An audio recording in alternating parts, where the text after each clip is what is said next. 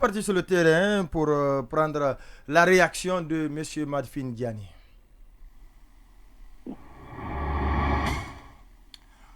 Monsieur Madfin Diani, bonjour. Bonjour. Merci d'avoir accepté notre invitation. Boubacar Sansobari, première question pour notre invité, à l'occasion bien entendu de l'an 64 de l'accession de notre pays à la souveraineté nationale. Alors, Monsieur Diani, dites-nous dans quelle atmosphère, avec quel sentiment vous célébrez cette fête anniversaire de l'indépendance nationale? Merci vraiment de m'avoir appelé. Mes sentiments sont de grande fierté et de grande dignité, connaissant parfaitement le sens de cette journée historique dans la vie des peuples africains, de l'Afrique de l'Ouest et de l'Afrique équatoriale française. Le 2 octobre 1958 est la conséquence logique du vote historique du 28 septembre 1958. Ce référendum du 28 septembre est aussi la conséquence de la situation de la France après la Deuxième Guerre mondiale. Comme vous le savez, ce pays est sorti très dévasté de cette Deuxième Guerre mondiale. Et comme vous le savez, les Africains ont héroïquement participé à la défense de la métropole. La France n'avait pas d'autre choix à l'époque, parce que le réveil indigène avait déjà commencé, que de proposer au moins une autonomie à ces populations de l'Afrique de l'Ouest et de l'Afrique équatoriale française. La proposition qui nous a été faite était d'accepter d'aller avec la France dans une forme de communauté sous une autre forme de domination coloniale, ou d'aller vers l'indépendance. Pourquoi c'est une journée de grande fierté et de grande dignité pour le peuple de Guinée? Nous sommes le seul territoire colonial de l'Afrique équatoriale et de l'Afrique occidentale française à dire non à la proposition qui nous a été faite en rejetant la communauté pour opter pour l'indépendance. Ce jeudi 2 octobre est aussi une vision de la Guinée, car c'est dans la grande unité 63 conseillers territoriaux rassemblés dans le conseil territorial de la Guinée française, 63, de Youmou jusqu'à Conakry. 63 conseillers dans l'hémicycle qu'est ce conseil territorial de la Guinée française. Ils se sont autodissous pour opter pour l'Assemblée nationale, proclamer l'indépendance et installer le président Sékou Touré, président de la République de Guinée, à la tête de ce conseil territorial de la Guinée française, dissous pour être une Assemblée nationale souveraine, et là, Saïf Laye Diallo était le président. Nous sommes le seul territoire qui a arraché son indépendance dans une forme aussi exceptionnelle comme celle que je viens d'expliquer. Aux autres territoires, ils ont eu l'indépendance, mais dans d'autres conditions, parce que c'était une simple distribution d'indépendance. Donc, c'est dans la grande unité, je dis bien, de Youmou jusqu'à Conakry. Chaque cercle de l'époque, actuelle région, actuelle préfecture, avait son représentant au sein de ce conseil territorial de la Guinée française. D'accord, vous insistez, Madfin Diani, sur l'unité, vous dites même que c'est dans une grande unité. Quand vous comparez l'unité avec laquelle l'indépendance de la Guinée a été obtenue et vous comparez cette même unité à maintenant, est-ce que c'est la même continuité ou tout au moins quel regard portez-vous sur l'expression unité? L'unité a été fissurée. Le premier code pénal de Guinée, sorti au lendemain de notre indépendance en 1958, oui, qualifiait de crime le régionalisme, le racisme et l'ethnocentrisme et par conséquent étaient punis de la peine de mort. Aujourd'hui, les coordinations régionales se sont infiltrées dans la politique et s'expriment en communauté. Il est vrai qu'on n'est pas rentré dans la phase excessive de cette division, mais il faut quand même reconnaître que notre unité a été fissurée. Et dans cette période que j'évoque, nous n'avons jamais servi dans notre région naturelle. Nous, les jeunes fonctionnaires, les premiers jeunes fonctionnaires de ce régime, on avait tous été mutés dans d'autres régions que la nôtre. Cela est une vérité. On allait vers la constitution d'une véritable nation, parce que les jeunes que nous sommes de cette période, arrivés au mariage, il est évident que tu vas te marier à 75% à la copine de la région. Ce qui fait que beaucoup de mariages mixtes sont dans cette période. Voilà la réalité. Je dis, la Guinée ne pourra jamais se construire en dehors des limites de la paix. Il y a beaucoup de choses à revoir pour que nous soyons solides sur nos pieds, parce que l'intérêt de nos adversaires, de nos ennemis, c'est de nous voir divisés. On n'aime pas la Guinée, c'est la richesse de la Guinée qu'on aime. La convoitise, je dis toujours et je répète, et le piège de la Guinée est la richesse que Dieu a donnée à ce pays, sa richesse naturelle. Sa convoitise est telle que nous ne serons jamais acceptés. On ne peut que s'entendre, car c'est de notre responsabilité d'exploiter nos ressources dans les conditions que nous voudrons. On nous verra toujours, on nous tentera toujours vers la division afin de mieux nous exploiter. Alors, voilà. Vous décriviez tout à l'heure la fierté, la ferveur dans laquelle l'indépendance a été acquise en 1958. Alors, 64 ans après, si vous deviez en dresser le bilan sur le plan notamment économique, parce que vous avez évoqué la dimension unité nationale, qu'est-ce que vous retenez? Est-ce que le bilan est au rendez-vous ou bien il y a un manque à gagner? Il y a toujours... La vie est une continuité. Le régime, nos pères qui nous ont amenés à l'indépendance nous ont dit clairement, je suis témoin de ça, notre destin, comme le disait Feu Ahmed Sékou Touré, mon destin et celui de mes compagnons était d'amener ce pays à l'indépendance. Son développement n'est pas dans notre destin. Ceux qui viendront après nous devront faire ce développement. À sa mort, c'est pour ça que le Guinéen doit faire beaucoup attention. Les leaders de l'époque qui ont pris le pouvoir ont pensé que la solution de la Guinée était dans les mains de la France. Ils ont fait appel à la France. Quand ils ont fait appel à la France, le président de la République avait un conseiller personnel, Bernard Vatrican. Tous les ministères avaient un conseiller. À la suite du discours-programme du 22 décembre, le conseil qui a été donné à la Guinée était de jeter dehors les 358 unités industrielles tirées dans la souffrance au bénéfice du peuple de Guinée par cette nation, cette jeune nation. Mieux que ça, les 2/3 de nos fonctionnaires les plus qualifiés ont été renvoyés de la fonction publique avec des prétextes à former ou départ volontaire. Pire que tout, notre monnaie qui faisait la fierté du pays, le CIVI, a été échangée pour avoir le franc guinéen en 1985.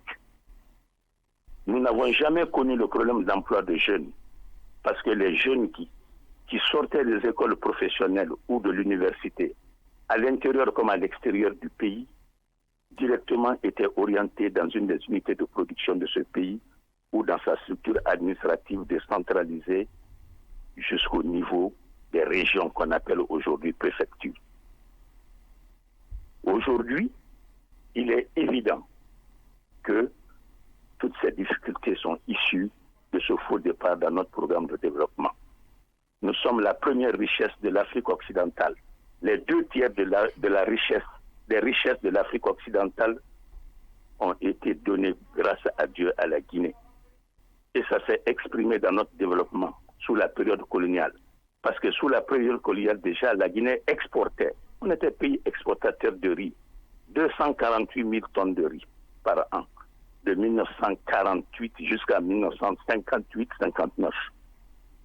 Tout cela a été saccagé avec le départ de la France. Nous avons la première industrie d'aluminium en terre africaine. Qui est FRIA, ouais. En terre africaine. Bien entendu. Sa sœur jumelle, l'usine d'aluminium, dans sa querelle avec la Guinée, a été implantée après notre indépendance au Cameroun, l'usine d'aluminium. Nous avons payé les 2/3 de l'effort de guerre pour l'ensemble des territoires de l'Afrique occidentale française. Voilà la réalité de la Guinée. 19 millions d'hectares de terres cultivables, 9 fleuves internationaux, 2800 à 3800 avec le changement climatique, je ramène à 2800 fleuves et rivières et ruisseaux de ce pays. 19 millions d'hectares de terres cultivables. Nous avons tout. Nous avons tout, mais nous peinons à sortir de la pauvreté. Nous peinons à sortir parce que nous nous sommes installés dans les querelles politiques. Nous nous sommes installés dans les querelles ethniques et régionalistes. Alors, vous dites la réalité. Vous avez dressé cette réalité. Cette autre réalité dont parlent beaucoup de Guinéens aujourd'hui, c'est l'héritage du Kambouaro? Non, pas du Kambouaro. Du premier régime? Oui, l'héritage pour l'État de ne pas assumer la violence d'État dont les Guinéens ont été victimes depuis l'indépendance. Qu'est-ce que vous en pensez? Parce qu'on pense qu'en Guinée, que c'est l'État qui a exercé une violence contre les citoyens. Ouais. Vous savez, on a ramené la première république au complot. La Guinée est tout autre que ces complots. Je ne m'installerai pas dans leur justification.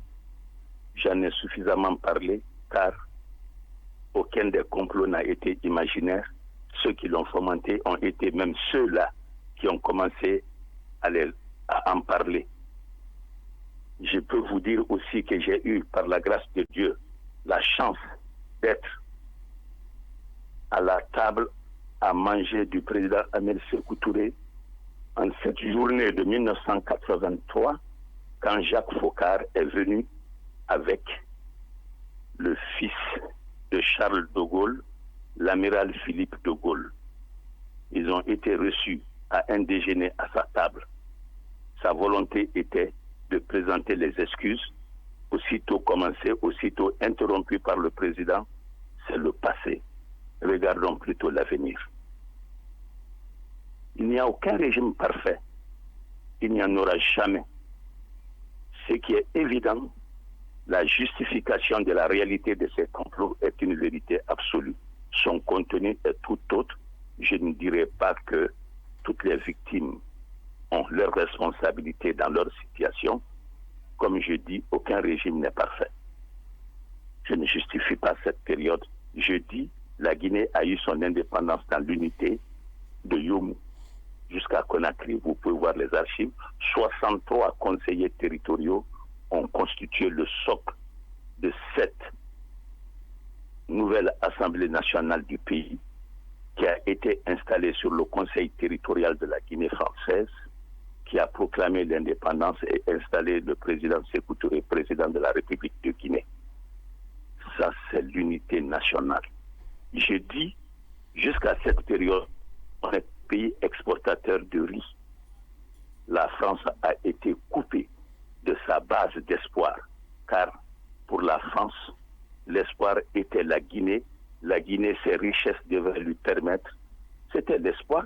On dit que c'est le grenier de toute l'Afrique occidentale française et des possessions françaises des Antilles. Donc, ça, ce ne doit pas être un motif qui peut freiner notre développement.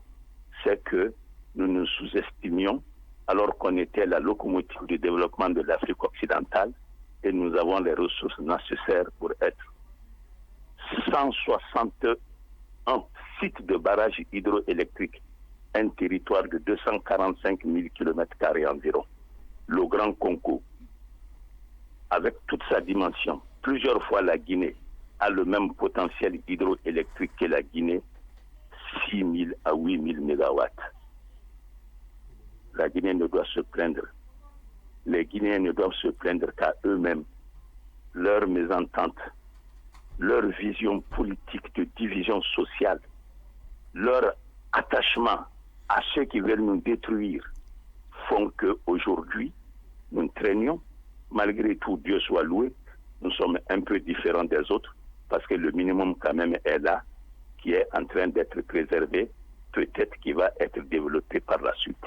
L'engouement retrouvé, s'il vous plaît, c'est court. Oui. L'engouement retrouvé autour de la célébration de la fête anniversaire de l'indépendance de notre pays, est-ce que cela peut renaître un espoir d'unité sur lequel nous débutons tout le temps?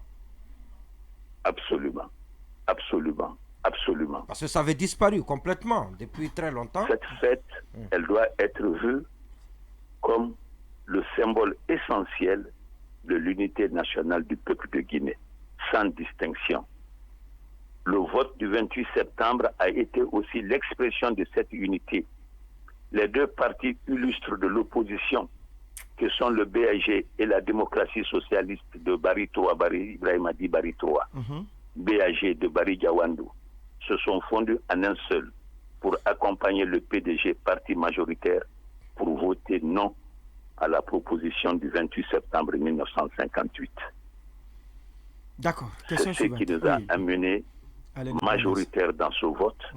Quelques 50 000 voix simplement se sont exprimées autrement que celles des plus d'1 million et quelques de voix exprimées cette grande journée du 28 septembre.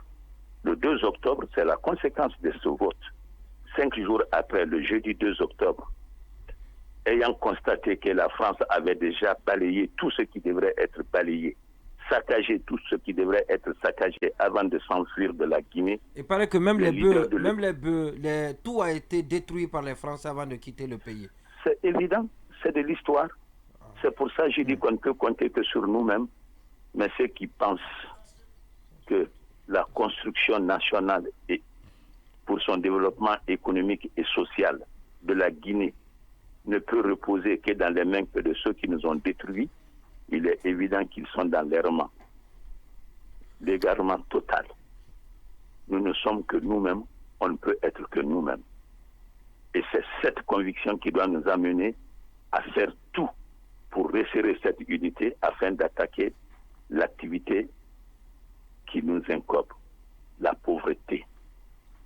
Nous sommes classés parmi les pays les plus pauvres alors que nous avons la plus grande réserve économique reconnue par tout le monde. Diversifié, un peuple à vocation. Il y a une légende qui raconte aussi que les terres même ont été... Ce n'est pas une légende. Après, tu vas revenir sur cette légende. Non, juste une petite confirmation. Allez-y. Voilà. Non, légende jusqu'à ce qu'il nous confirme, parce qu'il est un des témoins. Je dis, il y a une légende qui affirme que même les terres ont été empoisonnées par les Français à leur départ de la Guinée. Je crois que ça, c'est de l'exagération. La France n'avait pas les moyens techniques d'empoisonner les terres de Guinée à cette époque. Voilà. Ils ont été dévastés dans la deuxième. Ils ont été même colonisés, je peux me permettre ce mot entre guillemets, par l'Allemagne nazie. Détruite. Tout le monde le sait. Ils ont querellé les collaborateurs. Ils nous accusent de tous les maux. Ils ont été pires que nous. C'est le seul territoire, un des seuls territoires en France qui a guillotiné le roi et la reine. C'est connu dans leur histoire. Qui se sont bagarrés, qui ont fait leur jugement dans la rue après la Deuxième Guerre mondiale. Les collabos arrêtés, soupçonnés, ils n'ont pas droit au procès, ils sont fusillés sur place. C'est dans leur histoire. C'est récent. Nous sommes en 1946, fin de la guerre 45-46. D'accord. C'est récent. C'est récent, oui. Question suivante, rapidement, la dernière d'ailleurs. Allez-y. Alors, vous l'avez rappelé tout à l'heure, le jeudi 2 octobre, c'était l'une des conséquences directes du vote du 28 septembre. Mais on a comme l'impression que cette date est aujourd'hui en difficulté. Elle est soit pour une question de vision politique, on a comme l'impression qu'elle est en train d'être absorbée par celle liée au massacre du 28 septembre. Est-ce que c'est dû à l'atrocité qui a caractérisé les violences de ces jours-là, ou tout simplement par, si vous voulez, cette volonté justement de faire disparaître cette date? Je le vois autrement. Je le vois autrement. Vous allez poser la question aux générations d'après 84. Ils ne savaient même pas porter notre couleur. Le rouge, jaune, vert était porté à l'envers. Ça vient d'être corrigé. Il n'y a pas encore 4 jours. Vous allez leur demander la colombe blanche qui a l'épi dans son bec à combien de brins. Ils ne savent pas. Ils ne savent pas chanter notre hymne national. Oui, mais la colombe, puisque ça, vous l'avez déjà dit, donnez le nombre pour que ceux qui suivent cette émission... Le nombre, c'est 9. D'accord, c'est important. La colombe dans son nez, l'épi de la colombe a 9 brins. La Guinée est le 9e État indépendant de l'Afrique. Après le Libéria, l'Éthiopie, le Soudan, l'Égypte, le Maroc, la Tunisie, la Libye et le Ghana. La Guinée est 9e territoire indépendant de l'Afrique. Ce qui fait que notre épi qui exprime, notre colombe qui exprime la paix, porte ses brins. Nous sommes 33 pays à nous amener à l'organisation de l'OUA. La Guinée est le pays qui a construit l'OUA. N'en déplaise à nos détracteurs, il est vrai que nous avons été l'artisan de cette construction. Bien sûr, sous la tutelle de nos aînés, que sont Mohamed V de l'Algérie et du Maroc.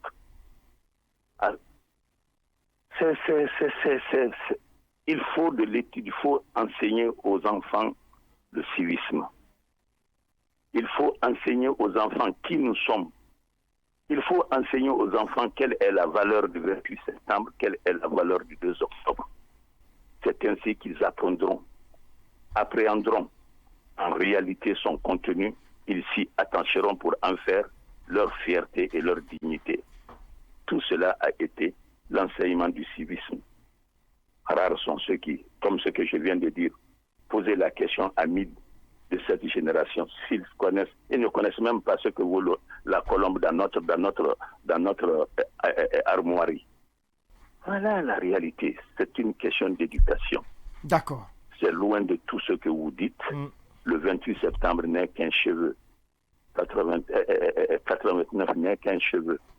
2009 n'est qu'un cheveu dans la soupe. Voilà la réalité. Ce 28 septembre a trouvé qu'on fêtait le 2 octobre au stade du 28 septembre. D'accord. Toutes les populations étaient présentes. Vous avez vécu certainement cette période. C'est des images exceptionnelles. Mais tout cela a été construit dans l'unité et la paix. C'est ça aussi la vérité, mon frère. Merci donc à vous d'être passé dans qu'il passe dans ce studio. Édition spéciale. Mais ça, c'est très difficile parce que ce matin, c'était ça là. Non, c'est pas difficile. Oui, mais c'est pas une première. J'avais un imprévu dans mon emploi du temps. Alors, si vous pouvez venir dans la semaine pour revenir sur tout ça. Ouais, pour rafraîchir la mémoire. En présentiel. Je suis entièrement à votre disposition. Il s'agit de la Guinée et des Guinéens. Ils doivent connaître qui nous sommes. Mais cela a souvent été exprimé. Mais difficile, très difficil de mettre main sur vous en présentiel. C'est pas non, je suis entièrement, il n'est pas difficile du tout. J'ai dit, j'ai un programme particulier aujourd'hui. D'accord. Mais Inch'Allah, si j'ai une invitation hors programme, venir échanger avec vous, je le ferai avec plaisir. Elle est déjà donnée et en offre et officiellement, cette invitation. C'est un devoir moral pour moi de parler. D'accord. Dieu nous a gardés jusqu'à ce jour, alhamdulillah, rabbil alamin. On ne doit pas conserver en nous ce que nous avons appris de nos aînés. Merci encore une fois. Ça doit être diffusé. Merci encore une fois d'être passé dans cette émission.